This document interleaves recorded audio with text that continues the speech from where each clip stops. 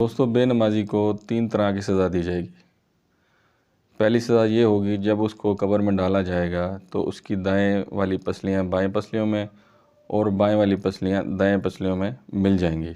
قبر اس کو اتنی زور سے دبائے گی۔ اور جو دوسری سزا ہے وہ جب اس کو قبر میں ڈالا جائے گا تو اس کی قبر میں آگ کو بھڑکا دیا جائے گا، جس کے شعلوں پہ وہ دن رات جلتا رہے گا۔ اور تیسری سزا جو ہے وہ سب سے زیادہ خوفناک ہے۔ اس کی قبر میں اللہ تعالیٰ ایک گنجے سانپ کو مسلط کر دیں گے۔ اس کی آنکھوں میں سے شعلے نکل رہے ہوں گے، اس کے ناخن لوہے کے ہوں گے، اور ایک ناخن کی لمبائی اتنی ہوگی کہ ایک صحت مند آدمی سارا دن چلتا رہے پھر بھی اس کی ناخن کی لمبائی ختم نہیں ہوگی۔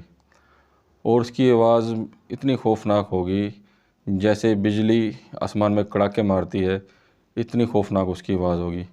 وہ اسی کڑکتی ہوئی آواز میں اسے پوچھے گا بھی، مجھے اللہ تعالیٰ نے تجھے عذاب دینے کے لیے مسلط کیا ہے۔ اگر تو نے فجر کی نماز نہیں پڑھی تو فجر سے لے کے ظہر تک میں تجھے عذاب دیتا رہوں گا، اور ظہر کی نہیں پڑھی تو ظہر سے لے کے عصر تک، پھر عصر کی نہیں پڑھی عصر سے مغرب تک، پھر اگر مغرب کی بھی نہیں پڑھی تو مغرب سے عشاء تک، اور اگر عشاء کی بھی نہیں پڑھی تو عشاء سے لے کے فجر تک میں تجھے ڈستا رہوں گا، میں تجھے عذاب دیتا رہوں گا۔ تو بھائیو، اس کی عذاب دینے کا طریقہ یہ ہوگا کہ وہ اس کے جو لوہے کے ناخون ہیں وہ اس کے میت کے جسم پہ مارے گا۔ تو جب وہ ایک دفعہ اس کے ناخون اپنا مارے گا تو وہ جو مردہ ہوگا وہ 70 ہاتھ زمین کے نیچے چلا جائے گا۔ وہ پھر گنجا سانپ جو ہے وہ اس کو دوبارہ اپنے ناخون سے نکالے گا، اور اسی طرح اس کو قیامت تک اس کو عذاب دیتا رہے گا۔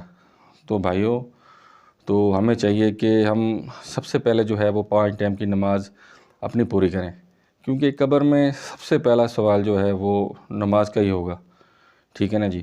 جس کی نماز اچھی نکل آئی اس کے سارے باقی معاملات اچھے نکل آئے، جس کی نماز غلط نکل آئی اس کے سارے معاملات خراب نکل آئے۔ تو اللہ تعالیٰ سے دعا ہے کہ اللہ تعالیٰ ہمیں 5 ٹائم نماز پڑھنے کی توفیق دیں۔